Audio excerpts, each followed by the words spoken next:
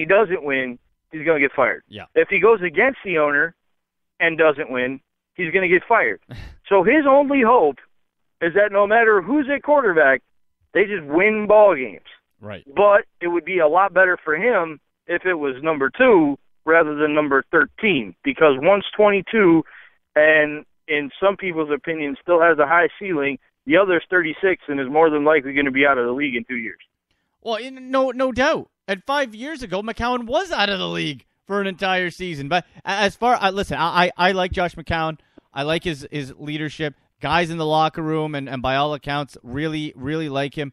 And I think he's probably better suited than a Brian Hoyer to take that step back if the coaching staff eventually decides that it is Johnny's turn, because he knows what he is. Brian Hoyer, now being benched, by the way, in Houston, didn't know, and in fairness to him, never got his shot. He wasn't ready to be a backup and just lay down for Johnny. McCown, I think, is going to be okay with that. My only thought is, Matt, that maybe they figured, okay, McCown, if we just go with Johnny and he bombs out, there's really no going back from it. If you go with McCown and he gets injured again or struggles, you have the Johnny option.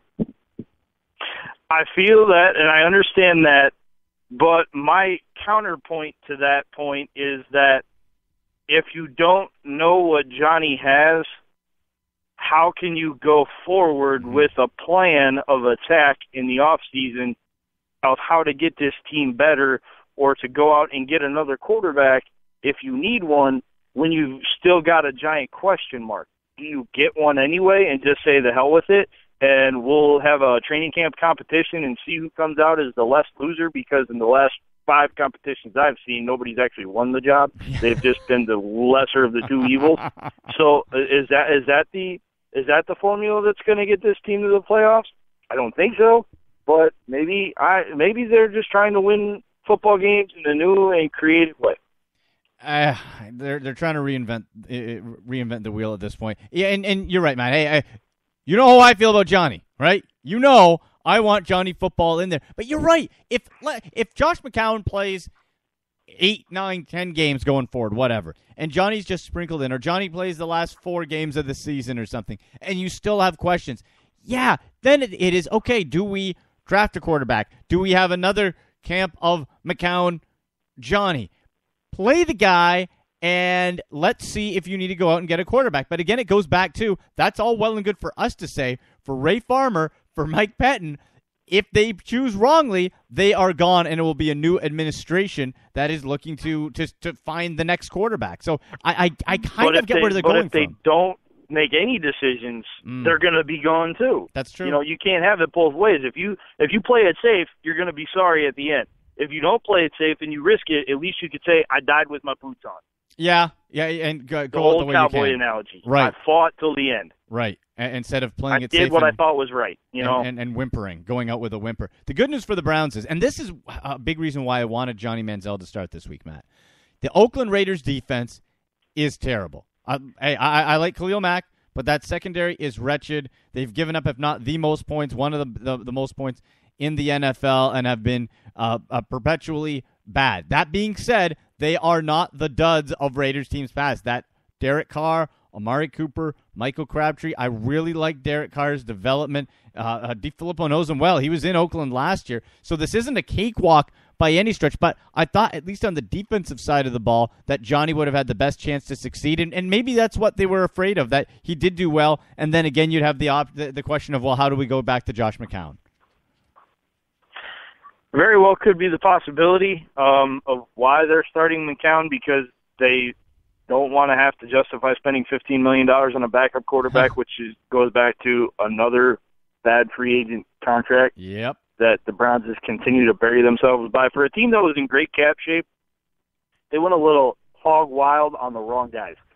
But in my opinion, you start Manziel this week.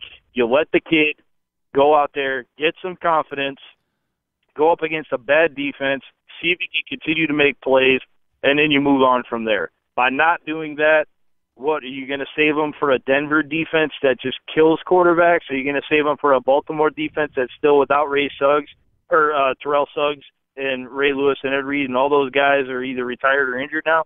And you're going to let them still get banged around by Courtney Upshaw and Elvis Dumerville.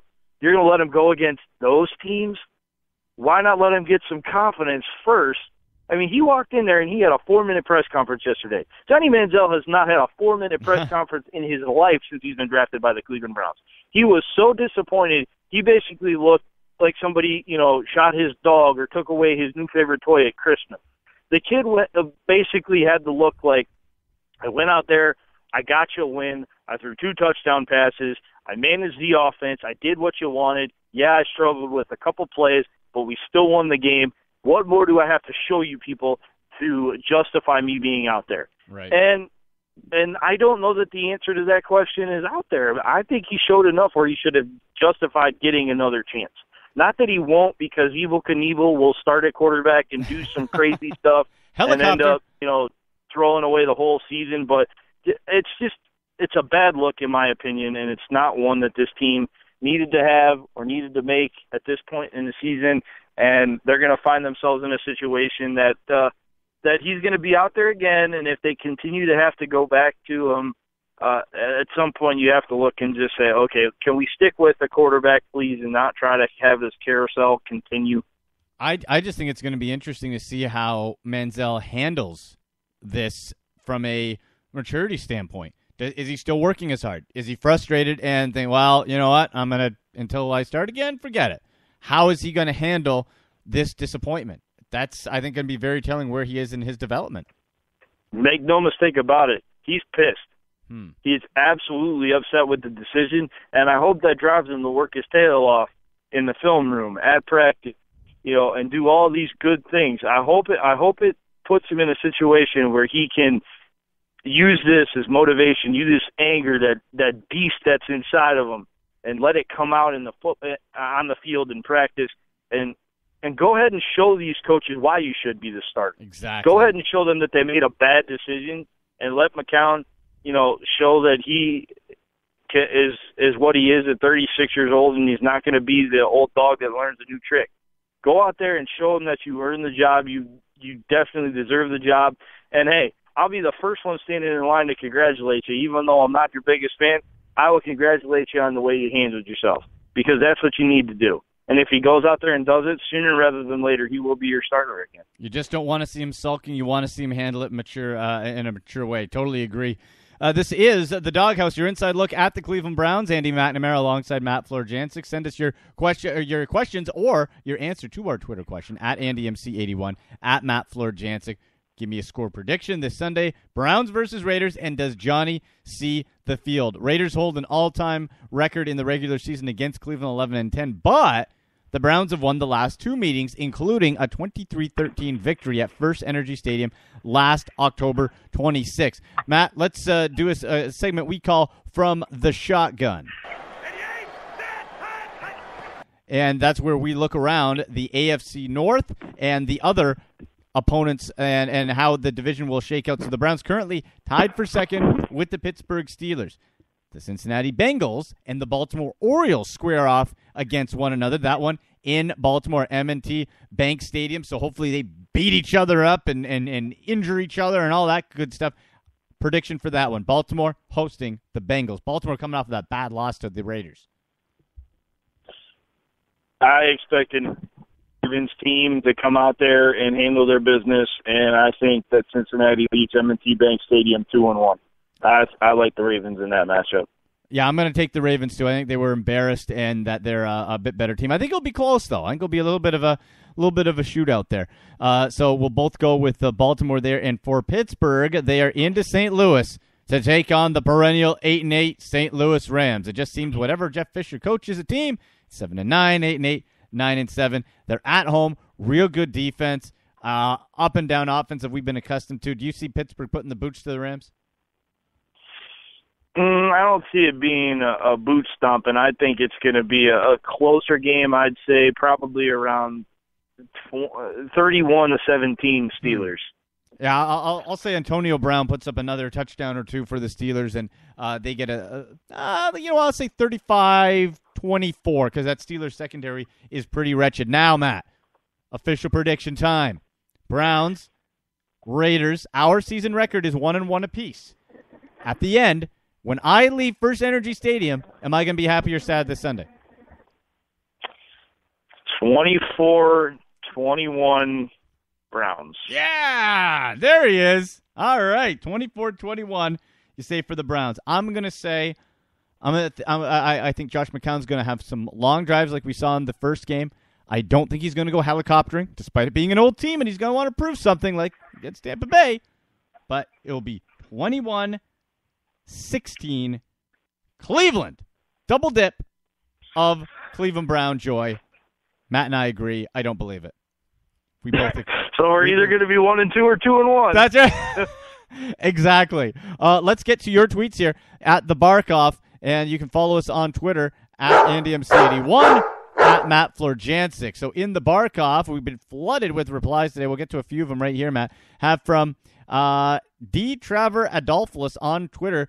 Says, McCown, bless his heart, is on the bench for the second half. Similar D strategy to last week, 21-17. He didn't say who would win that one, but he said 21-17, but that Johnny would see the field. Have from at C. Lewis X5, Johnny sees the field for mop-up duty in an ugly 31-10 loss. Guess Coach Pett does not want a third year. Chris, no, we don't want, not that negativity. He's going with 31-10 for the Raiders, and we have at 35 Star on Twitter, Raiders 28, Browns 14. Johnny does not play. Johnny Chance hurt in the fourth quarter, but Pett goes down with McCown. Wow, I'm not usually one to be called the optimist, but I apparently know. among the fans, I'm the optimistic one here, man. I mean, nobody likes probably nobody in Northeast Ohio likes the Raiders at all, except for maybe like a couple people. Me being one of them, I actually do like the whole Raider mystique of the old team, you know, when Al Davis was running things. But, you know, it seems like people from Brownsville, you know, they definitely love to think that this team is going to be bad under Josh McCown. So hopefully the 36-year-old can prove him wrong. We'll see come Sunday, though. Yeah. Well, I'm going to stay optimistic. DiFilippo knows Derek Carr very well, and again, I really like Derek Carr. He was either him or Garoppolo were my picks originally, who I wanted the Browns to draft out of that draft. Yeah, I remember a couple of years ago actually being on the radio with you, and the mere mention of Johnny Football's name actually made you kind of your stomach turn a little bit. I know. So I kind of laughed when you became the Johnny fanatic that you are, but I understand that you want to see something different, some flash, some flair, and hey, some touchdowns at the end of the drives would be nice too.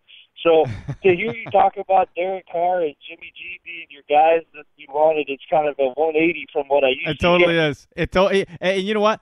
If he went to any other team, I would still totally be anti-Johnny, but I'm a Browns fan, Matt. And you know what? We get behind our boys. So Browns fans, you're listening. Don't boo Josh McCown. He's in there. He is our chance to win and go to 2-1 in that division with a very tough schedule coming up. So everybody, let's get on board. If Johnny finds his way into the game, great. But otherwise, Don't boo McCown. Don't boo McCown. Good stuff, Matt. We will see you in Cleveland, buddy. Sounds like a plan, Andy. Looking forward to welcoming you back to the North Coast. Cannot wait. All right. Hit us up on Twitter at AndyMC81, at Matt Florjancic. Email the Doghouse Show at gmail.com. This has been the Doghouse, your inside look at the Cleveland Browns. Go Browns this Sunday.